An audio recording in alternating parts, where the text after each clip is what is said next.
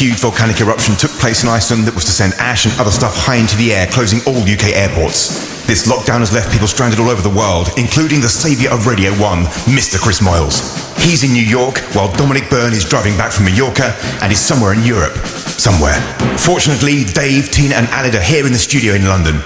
So, thanks to the wonders of telephones and satellites and other clever stuff, the team now exists as international soldiers of entertainment. If you call them your friends and no one else will do, then you're in luck, because this is the Chris Moyles Show. Who made that? It's dreadful. Do you not like that? No, it's awful. Why does Will Kidder sound like Gordon Ramsay? Do you know, it's weird actually because... Oh, good morning, by the way. How are you? Good morning, everybody. Good morning, Britain. Morning. Hi, everybody. I know the thing was that I scripted it, but the effect on Will's voice is a little bit odd, I'll be honest with you. I've been stuck in America for the best part of 2 weeks, and BBC America constantly shows Gordon Ramsay's Kitchen Nightmares on a loop. And that voice was read exactly the same. You know, when he goes to a restaurant or a pub, whatever, and he goes outside, he goes, wow, what a shambles. You know, this place, haven't got a clue about cooking. Hygiene's dreadful. You know, customers really don't like it. You know, it's a mess. I'm going to sort it. He sounds like that. He does a little bit. A little bit. Well, anyway, good morning, everybody, and welcome. The Chris Moyles Show is back, and here I am. I'm Chris, as you know, the beloved Chris Moyles. The beloved? Doesn't matter. Beloved, I think, isn't it? So, good morning. I'm in New York. I'm in New York City. It took me 20 minutes to get into the building. We did the show from here about 4 years ago, and the memories of trying to explain who we are to the uninterested security guards downstairs all came flooding back. So I'm in the system to do the show. Yeah. So, and I'm in the security system. They've set that up for me. I came in on Monday afternoon and we set the studio up and we had a little practice and everything sounded great, and then I went off and had some dinner and went to bed for a few hours and got back up. But now it's the next day. So it's over midnight. So now I'm not in the system for Tuesday, which is... It's just, I can't tell you how much this confuses the security guard downstairs. It's way too much for his brain to comprehend. But God love him, he was very sweet. As I recall from 5 years ago, when we too were trying to get into that same building, it was more difficult and took longer to get into the radio studio than it did to get into America. Yeah. It's the security is quite tight here. It's good. It's so good that I wasn't allowed in. So, but now I am. So here I am. So, got a cab across Manhattan, and now we're in the Sirius XM building. I'm in Studio 1. Am I in Studio 1, George? Yeah, George. Yeah. So here we are, and I'm now live across the UK, back. So even though I'm on the air, I'm not actually in the UK. I am a refugee. I am part of the 150,000 stranded Britons that you keep seeing on television and hearing about. Although I'm not in an airport sleeping in a big chair. I'm just in a hotel. The term that I've heard is a VAV, which is a volcanic ash victim. Oh, is that what I am? I'm a VAV? You're a VAV. I'm not keen on that word, though. Yeah, no, do you know? Yeah, it could be worse. We've had worse reviews. So the volcanic ash disaster. What is it again? Well, I've heard VAV, which is VAV, right. Volcanic ash victim. But I mean, victim is an odd word, because I know that obviously this is causing major disruption and hardship for many, many people. But for others, I mean, they are quite literally marooned quite comfortably in paradise.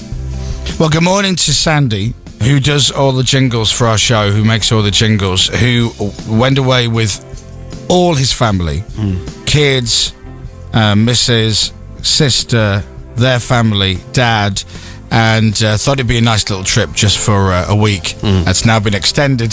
He's now stuck and ready to kill everybody. Yeah. And he sent me a text going, good morning, I'm going to be listening. So he's listening online. So he's stuck in Cyprus.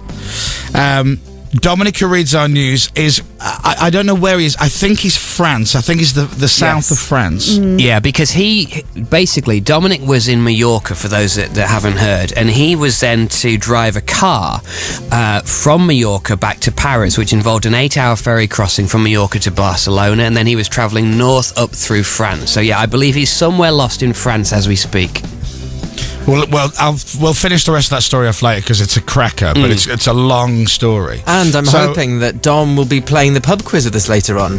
Oh, brilliant. Oh, really? I've asked him and he says, sure, give me a call in the morning. So we'll see if he answers. We're all in different time zones as well. What time's it there, Chris? Here it's 25 to 2 in the morning, so it's the early hours of Tuesday morning. So, but of course, then when this goes out on Sirius XM, it will be 6:35, just to confuse everybody. Right. But let's not open that ridiculous can of technical worms.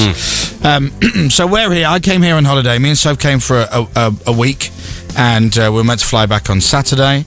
And it's now Tuesday morning and we're still here, and God knows what's happening, to be quite honest, but it's all right. The main kind of issue is obviously money, and then it's underwear, socks, and then toiletries, because we run out of deodorant and fresh pants and stuff. So I did a big laundry clean in the hotel, which I won't be doing again, by the way, because it cost me $175 to get my pants and socks clean. I've heard that there are British naval ships currently heading towards America with stocks of underpants and socks for Vavs who can't That would be great. get any more. Yeah.